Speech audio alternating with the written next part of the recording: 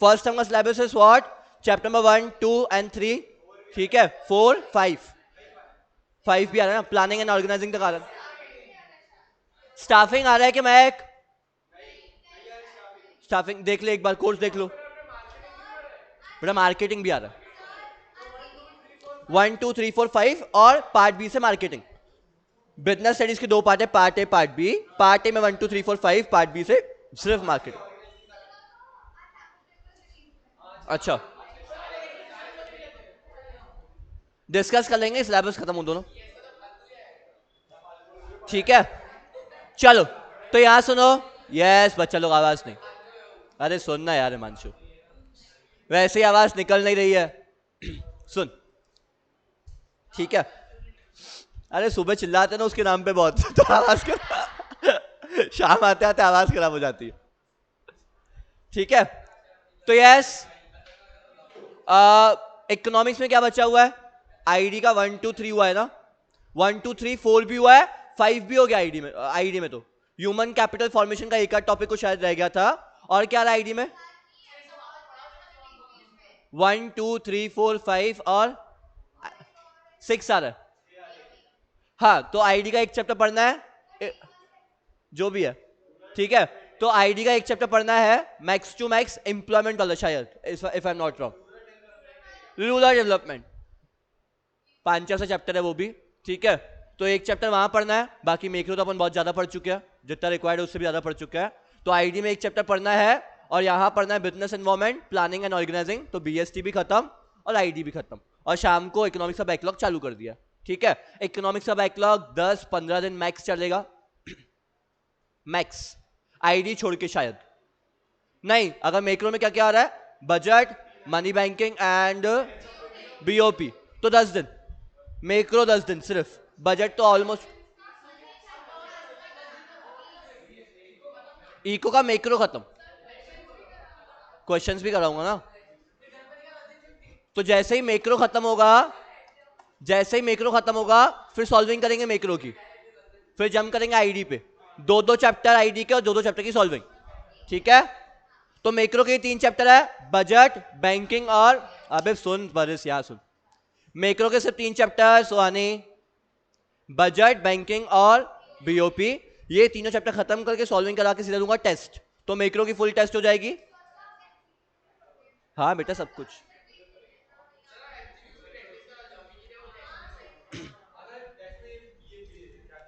अरे अपने पास यहाँ से 2-3 महीने फर्स्ट टर्म प्रिपेयर करने के लिए, मैं कोर्स खत्म कर चुका हूँ मोर देन फर्स्ट टर्म, ठीक है। और अपन रिवीजन पे एक और बार क्रैश कोर्स भी पढ़ाऊंगा, ठीक है। तो पूरा पैसा वसूल है, तुम लोग उसकी टेंशन मत लो। चलो फोन करूं? बता रहे उधर जाके ऐसा बोलता है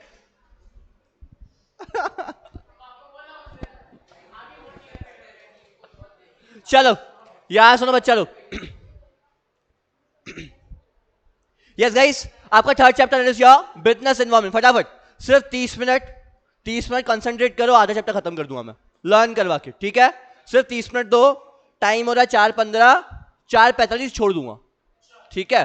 मैं अच्छा इंसान हूं, मेरे को पता है आगे पीछे क्लास होती है तो उसके हिसाब से मैं छोड़ दूंगा, ठीक है। सुहानी लास्ट टाइम बता रहा हूं मैं शरीफ हूं, इसके बाद मार्केट में ढिंडोरा नहीं पीटना, हूं तो हूं तो हूं,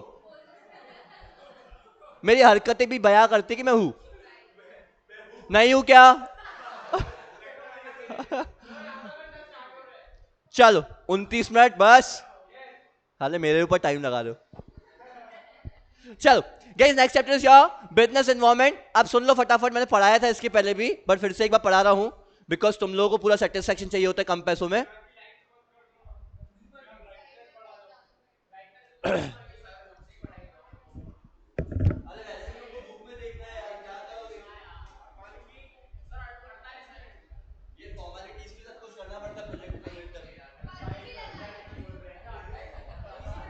कल इधर ग्लास लग जाएगा तो इधर भी पढ़ दे, नीचे ग्लास।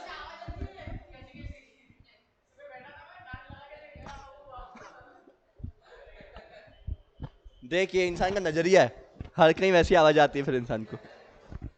चलो अब गाइस उसके बाद your next chapter is what, business environment, ठीक है। यस या सुनो, इसके बाद आवाज नहीं चाहिए किसी की भी, महक आपकी भी नहीं, ठीक है।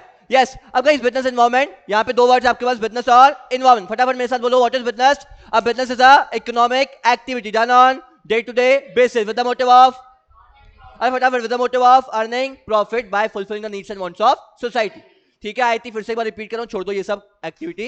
व्हाट इज बिजनेस बेटा? अब business is a economic activity done on day to day basis with the motive of earning profit by fulfilling the needs and wants of society. अब बेटा बिजनेस का जो है बेटा, उसमें we are talking about business environment, ठीक है। अब बेटा बिजनेस एनवायरनमेंट मतलब क्या? एक ऐसा environment which is outside the control of the business but again it is affect the business. Environment क्या है? जो out of the control of the business है but it will affect the business, मतलब all those external forces which are outside the control of the business but again it is affect the business. अब हम लोग बोलते हैं human का environment, बारिश, ठीक है, गर्मी, सर्दी, दिस इज व्हाट एनवायरनमेंट। अपने कंट्रोल में है क्या? नहीं, बट ये ह्यूमन को अफेक्ट करता है क्या? करता है। तो बेटा इसी को हम लोग बोलते हैं एनवायरनमेंट। एक वो सारे एक्सटर्नल फोर्सेस जो हमारे कंट्रोल के बाहर है बट अपन को अफेक्ट करते हैं। दो वर्ड्स बोला बेटा, कौन सा? एक बिजनेस और एक environment. What is business? It is a economic activity done on day-to-day basis with the motive of by fulfilling the needs and wants of society. Environment क्या है?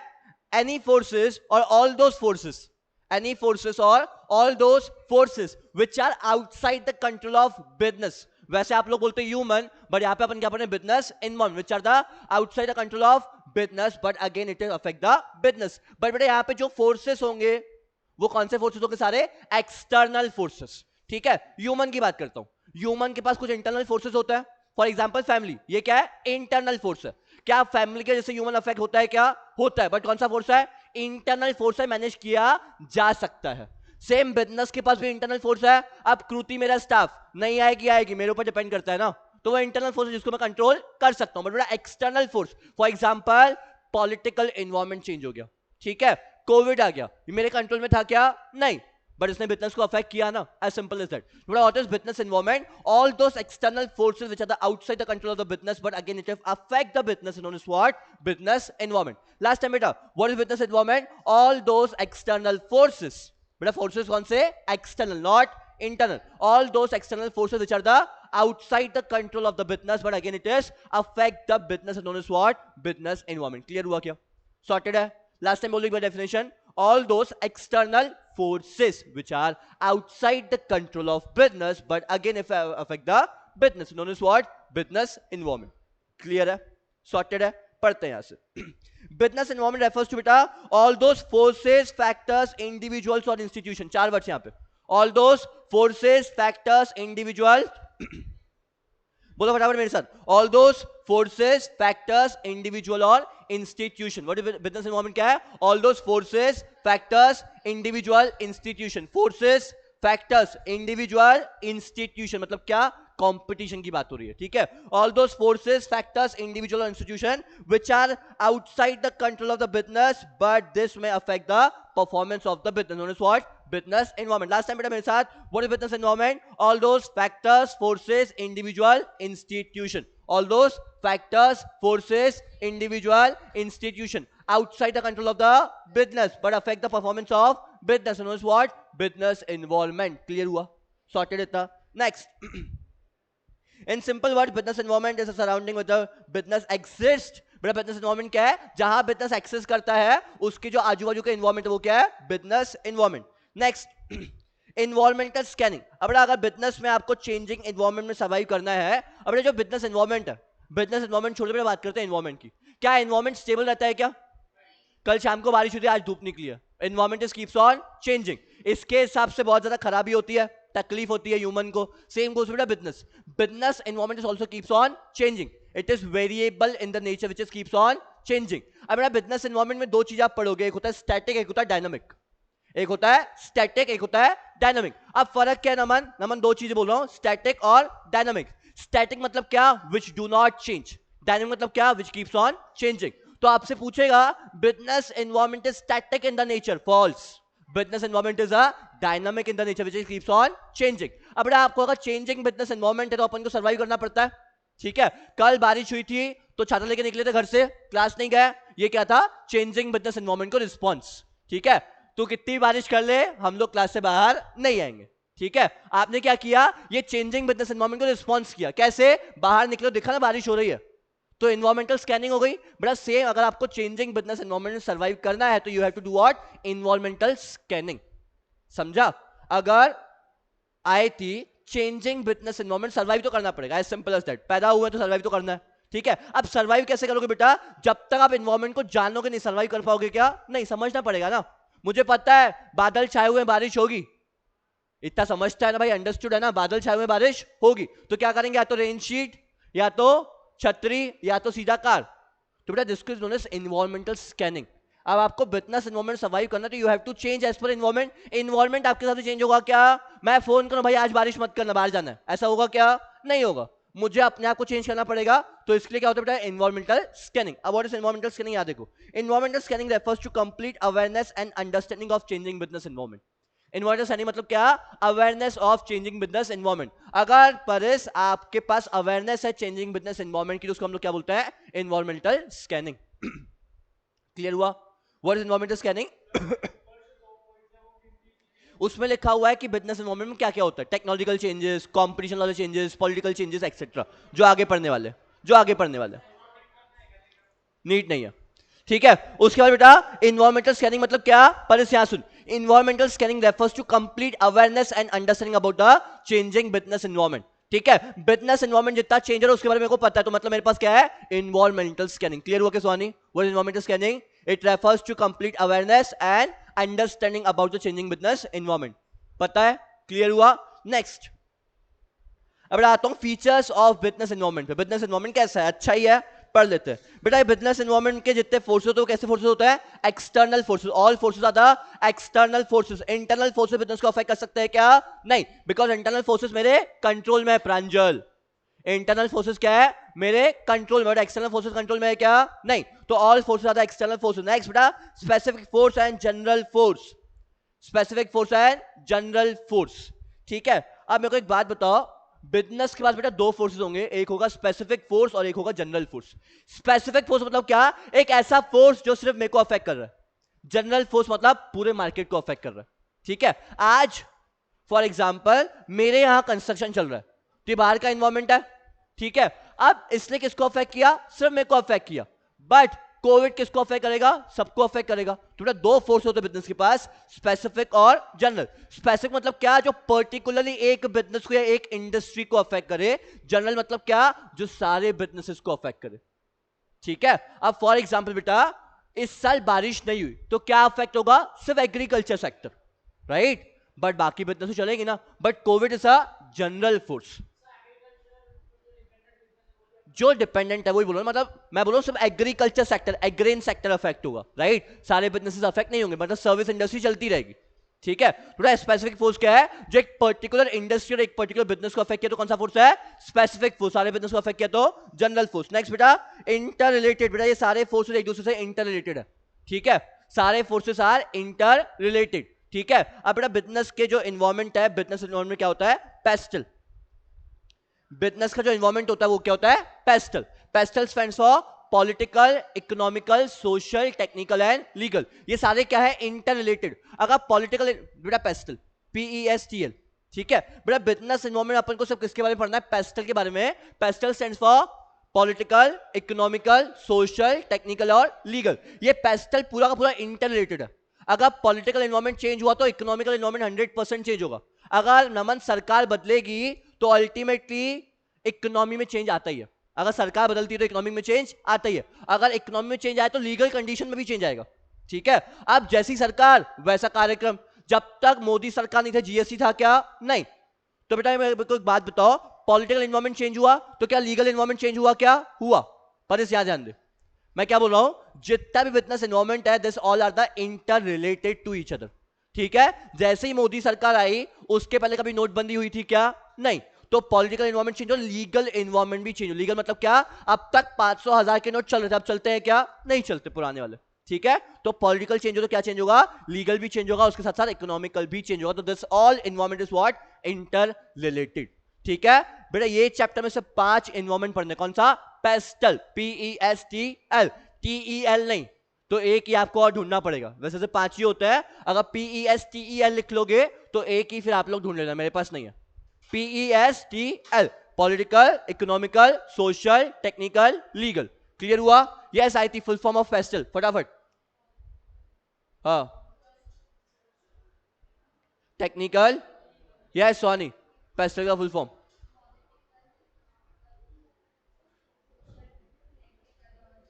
कितना टाइम लग रहा है बोलने में? यस बड़ा फुल फॉर्म ऑफ पेस्टल, फटाफट। Political, economical, social, technical, legal. कितनी जल्दी बोला? ऐसे चाहिए आंसर, नहीं दो, खुश रहो। ठीक है, इंटरलेटेड बेटा। उसके बाद नेक्स्ट इज योर अनसर्टेनिटी। बेटा बिजनेस एनवायरनमेंट सर्टन है क्या? बेटा बिजनेस एनवायरनमेंट सर्टन है क्या? मैं बोलूं आज बारिश होगी, पॉसिबल है क्या? नहीं, अनसर्टन, जब उसकी इच्छा होगी तब होगी। ठीक है, तो business environment is what? Uncertain. Next is what? It is dynamic in the nature. Dynamic मतलब क्या? डायनामिक मतलब क्या? कीप्स ऑन, अरे आंसर फटाफट। डायनामिक मतलब क्या? Keeps on changing. डायनामिक मतलब क्या? Keeps on changing. अभी हाँ बेटा, कहां फंस गया बेटा? मैंने क्या बोला? Uncertainty which is not certain. ये तू भूल गया? ये मैंने बोला uncertainty which is not certain. Next is what? Dynamic. दो वर्ड्स होते हैं, अभी तो बताया नमन, दो वर्ड्स होते हैं, स्टैटिक और डायनामिक। स्टैटिक मतलब क्या? Which do not change. Dynamic मतलब क्या? Keeps on changing. Next complex, चाहोगे तो भी नहीं समझ पाओगे। ठीक है हिमांशु, चाहोगे तो भी समझ नहीं पाओगे। ठीक है, तो it is complex in the nature. समझना इतना आसान नहीं है, बिकॉज अगर एक जैसा हो तो समझू, रोज बदलता है ना, तो कैसे समझू? ठीक है हिमांशु एक जैसा हो तो समझू भी, रोज बदलता है, समझू कैसे? तो it is complex in the nature, समझना आसान नहीं है। समझ रहे हो? Uncertainty which is not certain. हाँ, तो अनसर्टन मतलब क्या? Certain, certain is what? Predict कर लिया ऐसा ही होगा। Uncertain, difficult to predict. Complex, not easy to understood, because change हो रहा है ना। बड़े सारे एक जैसे ही वर्ड है, फीचर्स बढ़ाए हुए हैं सिर्फ। एनसीईआरटी में देखोगे ना तो इतने फीचर्स है भी नहीं। इतने है क्या? अरे ठीक है, उसके बेटा रिलेटिविटी। ठीक है, रिलेटिविटी बेटा, रिलेटिव मतलब क्या? Changes from time to time and place to place. Changes from time to time and place to place, ये लिखो बेटा, ये लिखना जरूरी है। रिलेटिविटी मतलब क्या? अब आपको लगा यहाँ पे रिलेटिविटी मतलब रिलेटिव है, रिलेटिव इज व्हाट? एक जैसे हैं, ऐसा नहीं है। यहाँ पे रिलेटिव का मतलब है changes from time to time and place to place. Relative with time and place, changes from time to time and place to place. उसके बाद इंपॉर्टेंस ऑफ बिजनेस एनवायरनमेंट। ठीक है, अब बिजनेस एनवायरनमेंट को समझना इंपॉर्टेंट है क्या? है। अगर समझ लिया तो अच्छा है हिमांशु। हिमांशु ने कोशिश तो करनी चाहिए। क्या मैंने बोला? अगर समझ गए तो उसके इंपॉर्टेंस अलग है ना। ठीक है, देखो समझते हो नहीं, बट समझना पड़ता है, थोड़ी बहुत इन्वायरमेंटल स्कैनिंग तो करनी पड़ती है ना।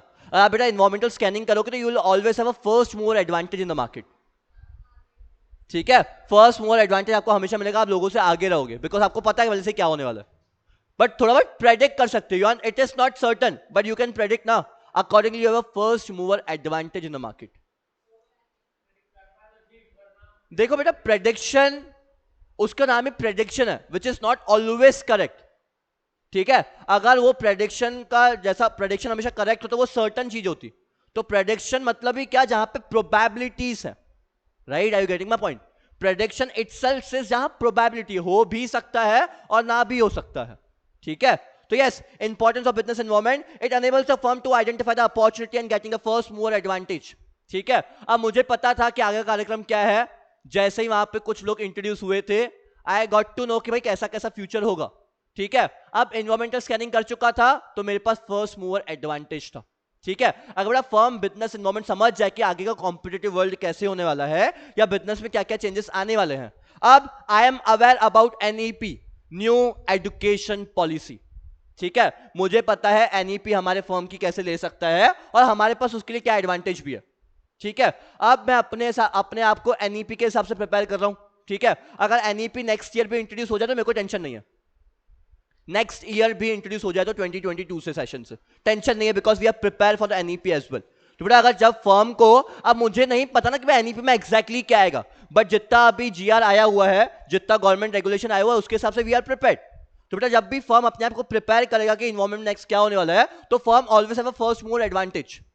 ठीक है, अब जितने भी फर्म्स है मार्केट में, might they are not prepare for the NEP, but we are prepare for the NEP, तो we have a first mover advantage apart from them. ठीक है, तो अगर आप इन्वायरमेंटल स्कैनिंग करोगे, आपके पास बिजनेस इन्वायरमेंट है और आपने बिजनेस इन्वायरमेंट को समझा हुआ है, तो you will always have a first mover advantage. And बेटा अगर फर्स्ट मूवर एडवांटेज है, मुझे पता ना आगे क्या करना है, तो accordingly I can tap the resources. Example दिया था, accordingly I can tap the resource. भाई मुझे फ्यूचर में ये सब रिक्वायर्ड होगा, तो अकॉर्डिंगली मैं पहले से ही सब कुछ सेटअप करके बैठा हूं। अब मेरे पास ओबीएस सिस्टम है जिससे मैं यूट्यूब पे लाइव क्लासेस ले सकता हूं। ठीक है, मैं यूट्यूब पे स्ट्रीमिंग भी करता हूं, बहुत सारे लेक्चर्स अपलोड भी होते हैं, अब सारे लेक्चर्स रिकॉर्डेड है। ठीक है, ये सारे लेक्चर्स मैं यूट्यूब पे डाल सकता हूं, जिसको देखना है देखो। ठीक है, तो we are prepared for the same. आज लेक्चर्स रिकॉर्ड हो रहा है, अच्छी क्वालिटी पर रिकॉर्ड हो रहा है, एप्लीकेशंस भी है। ठीक है, आज जहां वीपे का एप्लीकेशन है, वहां पे 2-4 और एप्लीकेशंस हैं, हम लोग अपने वीडियोस वहां अपलोड करके भी उनके साथ भी कंपीट कर सकते हैं, वो भी पैसा पे करता है। तो हम लोग यूट्यूब पे अपलोड नहीं करते बिकॉज यूट्यूब पे फ्री ऑफ कॉस्ट चल जाता है, बट बाकी एप्लीकेशन पे भी कंपीट होते हैं सारे वीडियोस, तो वहां से ही पैसा आता है। तो we always have a first mover advantage because environmental scanning है। ठीक है, पर हमेशा एनवायरमेंटल स्कैनिंग आपको बेनिफिट देगी। हमको लगता है भाई बीएसटी पढ़ के जिंदगी में क्या मिलेगा, बीएसटी में ज्ञान बहुत ज्यादा है, बट हम लोग एज अ सब्जेक्ट उसको पढ़ते तो ज्ञान मिलता ही नहीं है। आपके जो सीनियर्स है, जो चावला वाली बैच थी, प्राची वाली और डिंकी वाली, इनको मैंने बीएसटी सिर्फ 8 या 10 लोगों को पढ़ाया था। ठीक है, but BST as a business, आज सब लोग बिजनेस कर रहे हैं, पूरे के पूरे 8 लोग, सब लोग इन्वॉल्व हैं बिजनेस में। डिंकी ने भी स्टार्ट कर लिया, प्राची तो बाहर ही जा रही है, बाकी सब लोगों ने स्टार्ट कर चुके हैं। ठीक है, तो बीएसटी एज अ सब्जेक्ट पढ़ोगे तो बहुत बोरिंग है, बट बीएसटी आप पढ़ो कि भाई आपको बिजनेस नॉलेज वहां से मिलना चाहिए, कि कुछ तो भी करो वहां से। ठीक है, तो बेटा enables a firm to identify the first more identify getting the first mover advantage, helps to identify the threats and the earlier warning signals। ठीक है, अब बेटा मेरे को पता है कि एनईपी मेरे लिए थ्रेट है, बट मेरे हिसाब से एनईपी हमारे लिए अपॉर्चुनिटी भी है। अंदर जो कंटेंट लिखा हुआ रीड करना, बिकॉज लिखना तो है ही नहीं ना, एमसीक्यूज पैटर्न है। ठीक है, यस, तो it helps a firm to identify the threats and early warning signals. बेटा अगर फर्म एनवायरमेंटल स्कैनिंग करता है, बेटा बाहर काम चल रहा है। ठीक है, it helps the firm to identify the threats and early warning signals. अगर बेटा फर्म पहले से ही एनवायरमेंटल स्कैनिंग करता है, तो फर्म को पता है कि आगे थ्रेट क्या है। ठीक है, आज एनईपी का 1 साल से पहले पता चल चुका है, और एनईपी एकदम से इंट्रोड्यूस हो गया और मैं बोलूंगा ये थ्रेट था, तो गलती मेरी है। एनईपी 1 साल पहले उसका जीआर आ चुका है, अगर अभी भी हम लोग उसको अपने हिसाब से प्रिपेयर नहीं करें, तो अल्टीमेटली गलती हमारी है। तो we know what is threat, but this threat can be turn into opportunity. ठीक है, व्हाट इफ एनईपी में बोल दिया कि यू कैन चूज डांस और singing as a major subject and economics as a minor subject, तो क्या करूंगा अपना, मेरे को आता ही सिर्फ वो है। ठीक है, फिर गरबा क्लासेस खोलूंगा, तो ठीक है मैं वो भी कर सकता हूं, I am prepared for the same, कि भाई मैं गला खराब करता हूं, थोड़ा सा सिंगिंग सीखता हूं, चिल्लाना बंद करता हूं, वो सब करेंगे। ठीक है, या बहुत सारी चीजें और भी है, बहुत सारे लोगों से टाई अप करके रखा, भाई पूरे 4 फ्लोर लेके पूरे 4 फ्लोर पे पढ़ाएंगे अलग अलग तरीके से। ठीक है, आपको जो सब्जेक्ट लेना है लो। ठीक है, हम लोग सब कुछ ऑफर कर देंगे, हम लोग साइंस भी ऑफर कर देंगे। ठीक है, आप लोगों ने physics as a major subject, economics as a minor subject. ठीक है, you study physics and economics both with us. ठीक है, एंड आई एम प्रिपेयरिंग एक सब्जेक्ट साइंस का, कि कुछ तो भी सीख लूं साइंस में, कि एक सब्जेक्ट पढ़ा पाऊं साइंस का। ठीक है, तो this is known as first mover advantage, कि एक subject, he is preparing for the maths. ठीक है, मैं साइंस का एक सब्जेक्ट प्रिपेयर कर रहा हूं, कि जहां पे कुछ तो भी एडवांटेज है अपने पास पढ़ाने वाला। पूरा थोड़ी ना गांव छोड़ के भागेंगे, आपने इकोनॉमिक्स पढ़ना छोड़ दिया तो मैं कहां जाऊंगा, कुछ तो पढ़ाना ही है, तो साइंस में एक सब्जेक्ट चूज कर लिया, वो पढ़ लेंगे, वो पढ़ा लेंगे। ठीक है, तो guys this is known as first mover advantage वाला कार्यक्रम। मार्केट छोड़ के भागूंगा तो नहीं, फॉर श्योर। ठीक है ना, लोग भागने देंगे तो कुछ ना कुछ तो पढ़ा ही लेंगे, उतना गुडविल तो है कि कोई भी सब्जेक्ट चालू कर चल जाता है, तो फिजिक्स पढ़ा लेंगे, केमिस्ट्री पढ़ा लेंगे, बट कुछ ना कुछ पढ़ा लेंगे। ठीक है, यस या तो विल स्टार्ट स्किल वाली क्लासेस, स्किल डेवलपमेंट क्लासेस। ठीक है, अब मेरे पास तो बहुत सारे सर्टिफिकेट्स भी एनएसडीसी के, तो स्किल डेवलपमेंट क्लासेस में भी बहुत पैसा है, इसमें कुछ पैसा नहीं है अभी की तारीख में। स्किल डेवलपमेंट में बहुत ज्यादा पैसा है, गवर्नमेंट के साथ टाई अप करो, टेंडर्स मिलते हैं लाखों के, 50-50 लाख का टेंडर मिलता है गवर्नमेंट के साथ, तो वो सब करो, एक आध सर्टिफिकेट लो, ट्रेनिंग देना यहाँ पे। जिनके पास सर्टिफिकेट है कोई भी ट्रेनिंग दे सकता है, जिसके पास सर्टिफिकेट है, तो कुछ तो भी करो अच्छा जिंदगी में। जैसे ही 12th खत्म हो तो एनएसडीसी में खुद को रजिस्टर करो, कुछ सर्टिफिकेट्स लो वहां से। ठीक है, उसके बाद helpful in tapping and assembling the resources. ठीक है, अब बेटा जैसे ही फर्म को पता चला कि फर्म को क्या नया करना है तो अकॉर्डिंगली उसके हिसाब से रिसोर्स को टैप करूंगा। टैपिंग मतलब क्या, रिसोर्सेज को अपने पास जुगाड़ करके रखना। टैपिंग इज व्हाट, जुगाड़ करना। Tapping and assembling the resources, clear हुआ। Next, help to adjust and adopt the rapid changes environment. ठीक है, अब गाइस मेरे को पता है क्या क्या चेंजेस आएगा मेरे को पता है एनईपी में क्या क्या चेंजेस आने वाले हैं। अगर एनईपी एकदम से इंट्रोड्यूस हो जाए तो क्या मैं चेंजेस को अडॉप्ट कर पाऊंगा, क्या नहीं। अगर मैं प्रिपेयर्ड हूं कि क्या क्या चेंजेस आएंगे तो कहना है adopt the changes very easily, yes. तो बेटा it is help to adjust and adopt the rapid changes. उसके बाद असिस्टिंग एंड प्लानिंग पॉलिसी। ठीक है, अब बेटा मेरे को पता है एनईपी पे चेंजेस क्या क्या आएंगे, उसके हिसाब से प्लान कर सकता हूँ, बिजनेस को कर सकता हूं। तो assisting and planning and policy making, you can easily make the plan. Clear हुआ, सॉर्टेड इतना। फिर से एक बार यहां देख लो, important of business environment, it enables the firm to identify the opportunity and threat. बेटा इन्वायरमेंटल स्कैनिंग करोगे तो आपको पता चलेगा फर्म के पास अपॉर्चुनिटी क्या है और थ्रेट क्या है। क्लियर हुआ, क्लियर हुआ, फिर से रिपीट करो बेटा, it enables the firm to identify the opportunity and threat. बेटा इन्वायरमेंटल स्कैनिंग करोगे तो आपको पता चलेगा कि थ्रेट क्या है और अपॉर्चुनिटी क्या है। Next, help the firm to identify the threats and early warning signals. उसके बाद helpful in tapping and assembling the resources. अगर मेरे को पता है कि क्या क्या करना है फ्यूचर में तो उसके हिसाब से रिसोर्स को टैप करूंगा। आज मुझे पता है किस किस के साथ टाई अप करना है एनईपी के बाद, तो उसके साथ टाई अप कर रहा हूं ना। Helpful in tapping and assembling the resources. Next, help to adjust and adopt the rapid changing environment. अगर पहले से सब कुछ प्रिपेयर्ड है तो I can easily adopt to the changes. Next बेटा, उसके हिसाब से पॉलिसी मेकिंग कर सकता हूं। क्लियर हुआ। नेक्स्ट, उसके बाद बेटा dimensions of business environment. Business environment के बेटा 5 डायमेंशंस है। कौन कौन सा? बिजनेस एनवायरनमेंट के 5 डायमेंशंस है, PESTL। बोलो मेरे साथ, डायमेंशंस ऑफ बिजनेस एनवायरनमेंट 5। कौन कौन सा? PESTL, political, economical, social, technical, legal. कौन सा बेटा? अच्छा, इंप्रूवमेंट इन परफॉर्मेंस। बेटा पहले से ही प्रिपेयर्ड हो तो आपका परफॉर्मेंस अच्छा ही रहेगा, because you have a first mover advantage. Improve your performance, because policy making में ऑलरेडी आ चुका है ना वो। तो बेटा बिजनेस एनवायरनमेंट पढ़ी इसलिए ना कि आपके पास फर्स्ट मूवर एडवांटेज है। ठीक है, नेक्स्ट बेटा डायमेंशंस ऑफ बिजनेस एनवायरनमेंट। अब बिजनेस एनवायरनमेंट के डायमेंशंस क्या क्या है, कहां कहां भागता है? 5 जगह भागता है। कौन कौन सा? PESTL, डायमेंशन मतलब जहां जहां भागता है। Dimension is what? 5 डायमेंशंस हैं, PESTL। P स्टैंड्स फॉर फटाफट, political, economical, social, technical and legal. बेटा पहला एनवायरनमेंट आपका इकोनॉमिकल एनवायरनमेंट। अब बेटा पढ़ता है इकोनॉमिकल एनवायरनमेंट क्या होता है। ठीक है, economical environment refers to all those forces and the factors which directly influence the economy और the economy of your country. ठीक है, अब गाइस यहां पे इकोनॉमी की पता है क्या बात कर रहे हैं? मैं हमेशा बोलता हूं आपके लिए इकोनॉमी और इकोनॉमिक ग्रोथ का एक ही मतलब होता है, जीडीपी। ठीक है, बड़ा इकोनॉमिकल एनवायरनमेंट मतलब क्या? देश का जीडीपी। अब इकोनॉमी में क्या क्या आता है? इकोनॉमिक्स में क्या क्या आता है? Demand, supply, GDP, national income, employment. ये सब कुछ क्या है? Economic environment. हाँ कि ना? क्या क्या आता है इकोनॉमिक में बेटा?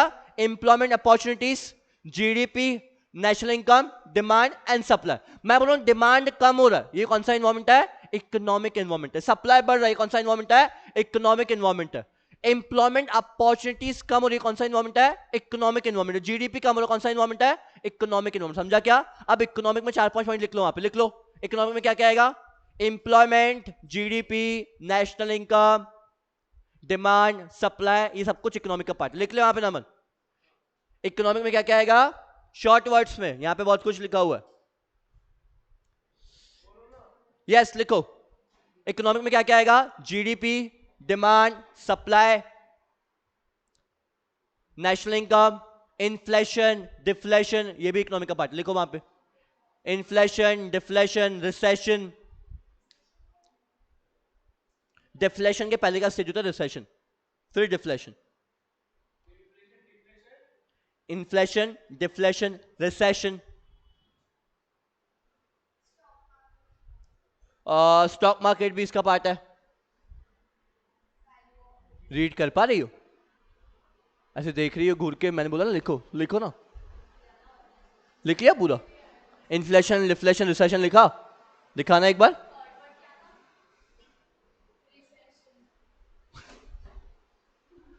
चलो यहां पढ़ो, Yes, economic environment refers to all those forces, factors which directly influence the economy of your country.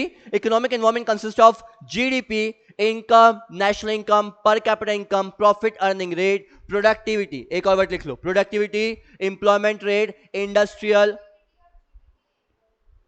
ठीक है, इंडस्ट्रियल, मॉनिटरियल एंड फिजिकल पॉलिसी। ये भाई ये अंडरस्टूड है, हाँ ये सब इकोनॉमिक्स के वर्ड है, ठीक है। Physical policy of the government, some aspect of the economic environment are increase in GDP. अगर जीडीपी बढ़ेगा तो डिमांड बढ़ जाएगा।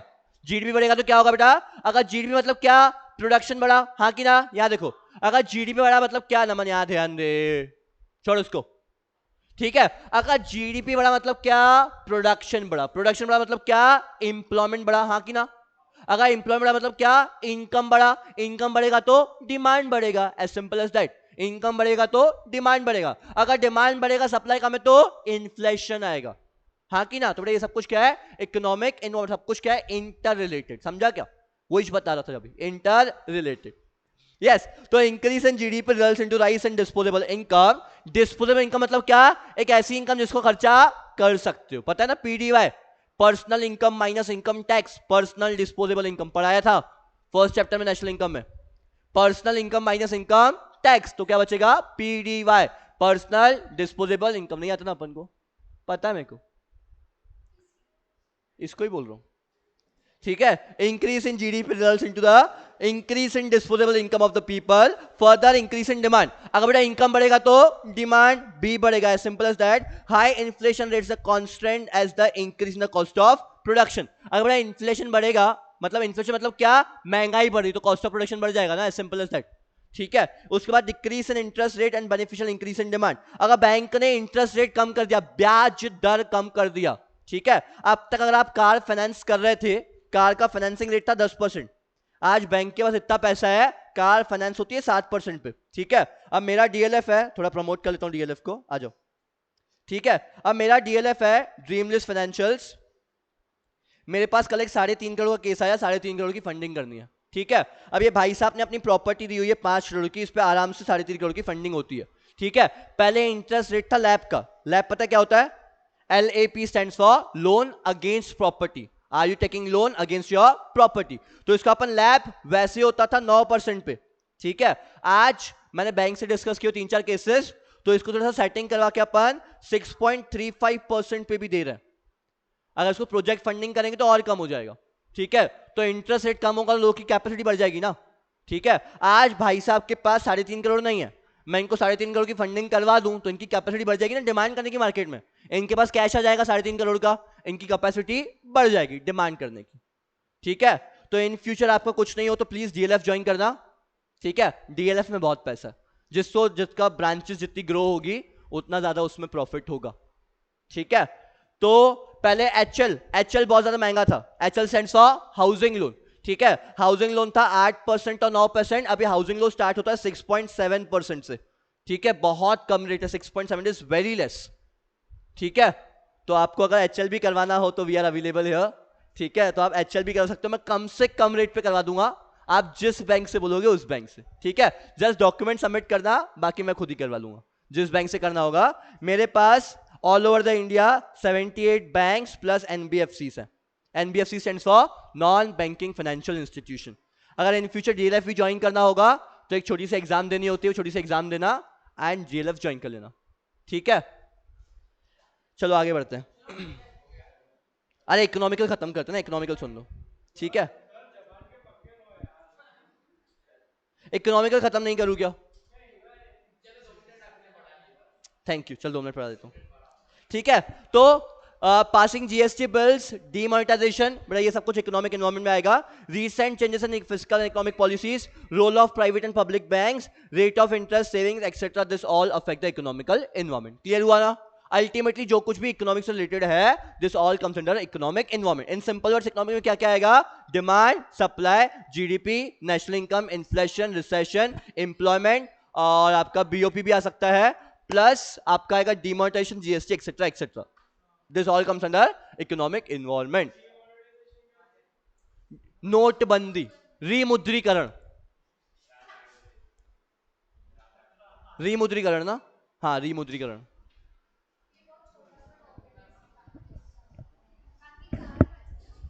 4 बजे चैप्टर खत्म।